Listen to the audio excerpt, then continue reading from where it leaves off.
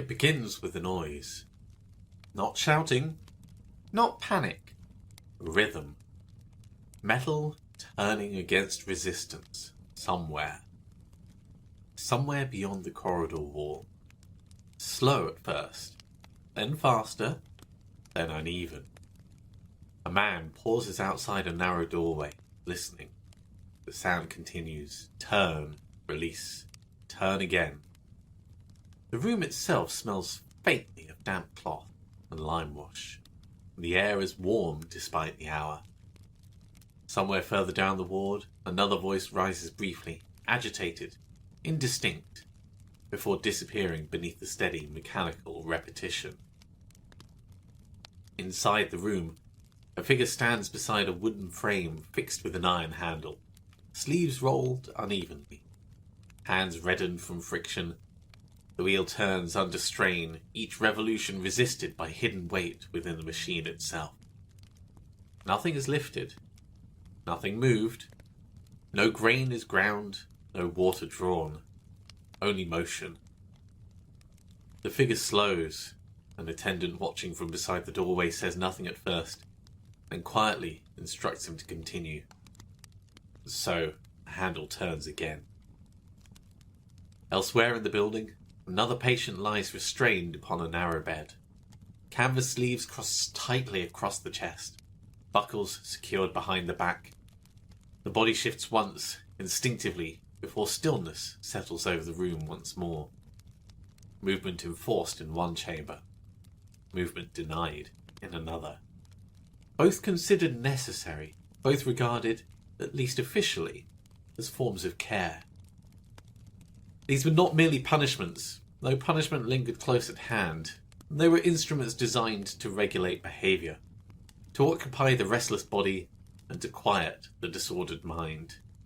The hand crank and the straitjacket. I'm your host, Alex Sweetman, and this is the Old Money's Cabinet of Curiosities, where we examine the inventions that emerge when societies attempt to impose order upon uncertainty, and where the objects built to manage human behaviour often reveal more than the people they were designed to control.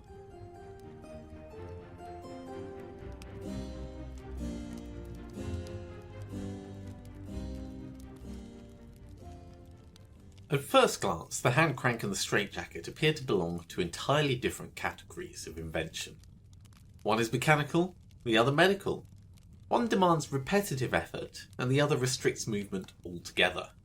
Yet both are remarkably simple in construction, and both were designed less to cure than to regulate. The hand crank, commonly installed in 19th century workhouses and prisons, consisted of a rotating iron handle connected to an internal resistance mechanism concealed within a wooden or cast iron casing. The operator stood before the machine and turned the handle continuously, often for hours at a time. Resistance could be adjusted by attendants depending on the desired level of exertion. Some models would count the revolutions mechanically, others required direct supervision, but most produced nothing at all. The energy expended vanished into the device itself. Straitjacket, or straight waistcoat as it was frequently termed, was constructed from heavy canvas, sailcloth, or linen, reinforced with straps and buckles. Sleeves extended beyond the hands, allowing the arms to be crossed tightly against the torso and secured behind the back. Some versions incorporated additional restraints around the legs or attachment points for beds and chairs. Its stated purpose was protection. The practical effect, however, was immobilization. Neither device required constant force once applied, and that was partly the point. They transformed supervision into procedure, converting human difficulty into manageable routine. Perhaps most revealingly, both objects presented themselves as improvements. The crank was cleaner and more measurable than arbitrary punishment. The straitjacket was gentler, at least outwardly so, than chains or iron manacles. They belonged to an age that was increasingly convinced that institutions could solve disorder through systems, repetition, and carefully administered control. The hand crank and the straitjacket emerged during a century deeply preoccupied with management. By the early 19th century, Britain faced forms of social pressure that older institutions struggled to contain. Industrialisation had transformed cities with alarming speed. Poverty became more visible, more concentrated, and politically more unsettling. At the same time, public concerns surrounding mental illness expanded alongside the rapid growth of urban populations. Institutions multiplied in response. The Poor Law Amendment Act of 1834 reorganised relief for the poor around the workhouse system, deliberately constructing environments intended to discourage dependence upon public assistance. Conditions inside workhouses were to remain harsher than those experienced by the lowest paid labourer outside of them, a principle administrators referred to as less eligibility. The intention was deterrence as much as relief. Meanwhile, asylums expanded dramatically throughout Britain during the same time period.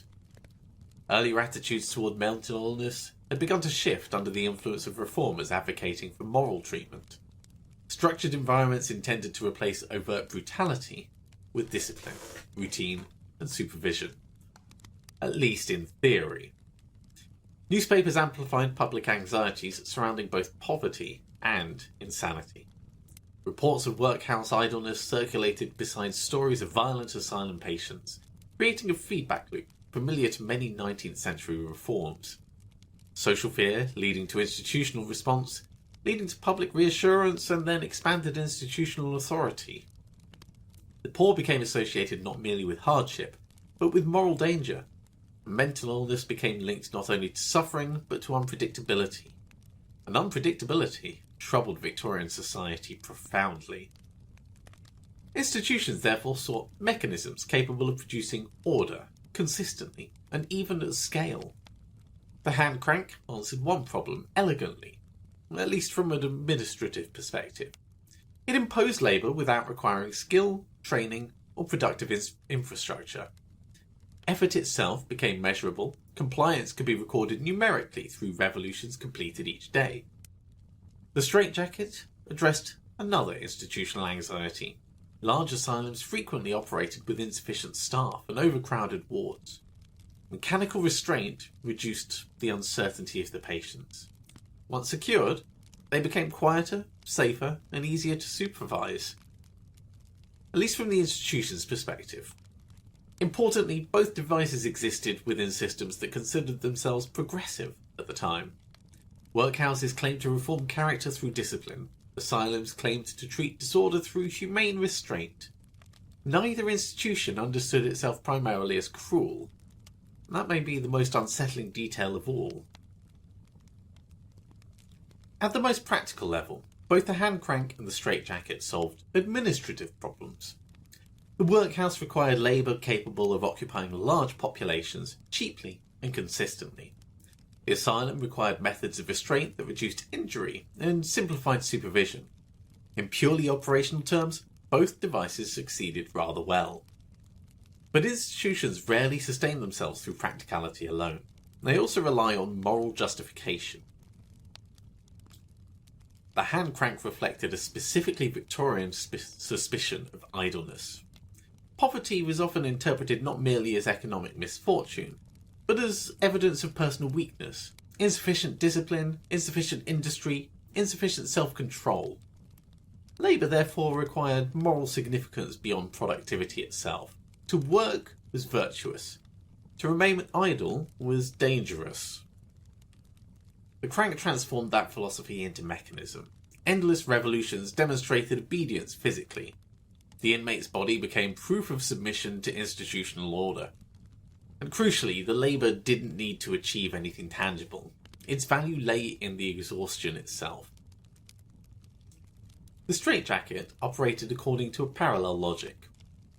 Mental illness frightened 19th century society, partly because it disrupted assumptions about rational behaviour and self-control. The restrained patient represented a visible restoration of order in that sense, the body rendered manageable once more. There's something quite psychologically revealing in that impulse.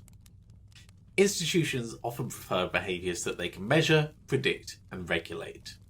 The crank standardised effort, the straitjacket standardised stillness. Both converted uncertainty into procedure, and both quietly blurred the boundary between care and control. This distinction mattered enormously to Victorian institutions, because overt cruelty had become increasingly uncomfortable to acknowledge publicly. Reform movements at the time, throughout the 19th century, sought to replace visible brutality with systems that appeared to be, at least on the surface, rational, scientific, and humane.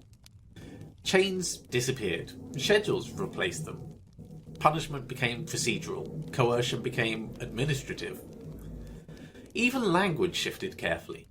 Workhouses spoke of industry and reform. Asylums spoke of treatment and protection. The devices themselves participated within that rhetoric. Neither appeared overtly sadistic. Both could be defended as necessary, which in turn made them easier to normalise. There was also, beneath these systems, a quieter anxiety about social stability itself. Industrial Britain was changing rapidly. Cities expanded faster than institutions could comfortably absorb. Poverty, illness, unemployment, and overcrowding, all of them threatened the Victorian belief that order could be maintained through discipline and hierarchy. The crank and the straitjacket therefore offered reassurance, not because they solved any of the underlying problems, but because they demonstrated visible control over bodies that the institutions feared might otherwise become unmanageable. That's why the objects remain unsettling long after their practical use declined. They reveal how easily societies confuse regulation with resolution. Neither the hand crank nor the straitjacket emerged from a single dramatic act of invention. Both evolved gradually through institutional adoption, modification, and bureaucratic usefulness. The hand crank drew upon existing mechanical principles, already familiar within mills and industrial machinery. Its adaptation for workhouse labour required little technical sophistication. What mattered wasn't innovation, but sustainability. The device consumed effort efficiently, while producing measurable compliance. That made it attractive to administrators shaped by utilitarian thinking. Among the most influential figures behind this broader institutional philosophy was Edwin Chadwick, a principal architect of the Poor Law reforms following 1834. Influenced heavily by the ideas of Jeremy Bentham, Chadwick approached poverty as something to be managed systematically, through deterrence, discipline, and administrative efficiency. The workhouse became a machine for regulating behaviour, and the crank fitted neatly inside it. Manufacturers supplied such devices to workhouses, prisons, and similar institutions throughout Britain. Surviving records suggest modest variation in design, but little variation in purpose. Resistance mechanisms within could be altered, counters could record revolutions, and some machines incorporated punitive targets requiring thousands of turns daily. The technology itself remained uncomplicated. Its significance lay in the institutional demand. The straitjacket followed a somewhat different path. Earlier centuries had relied upon chains, iron cuffs, and confinement furniture.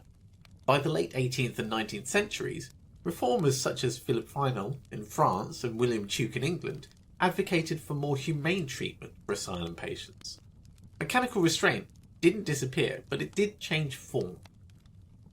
Canvas replaced iron. Restraint became softer in appearance. The straitjacket emerged partly from this reformist impulse. Compared with chains, it reduced visible injury and it allowed patients to remain somewhat mobile under supervision. Institutions could therefore present restraint as therapeutic rather than punitive. The distinction proved certainly administratively useful.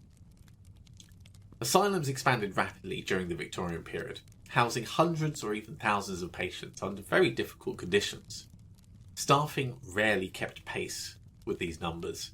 Under such circumstances, devices capable of imposing order, they acquired enormous appeal.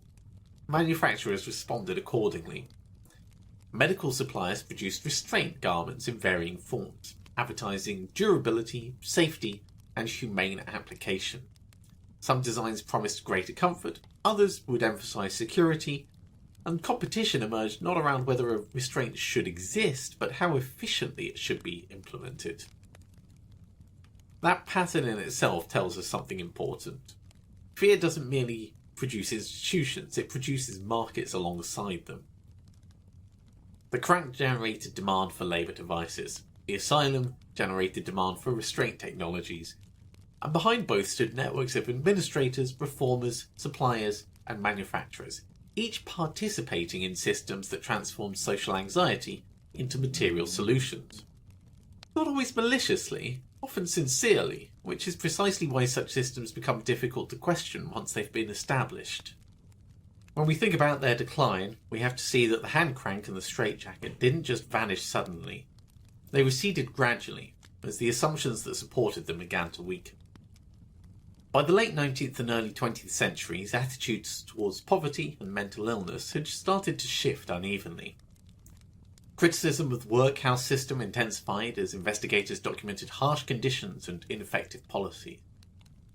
The value of labour increasingly came to be judged by productivity rather than mere punishment, and effort without purpose was harder to defend publicly.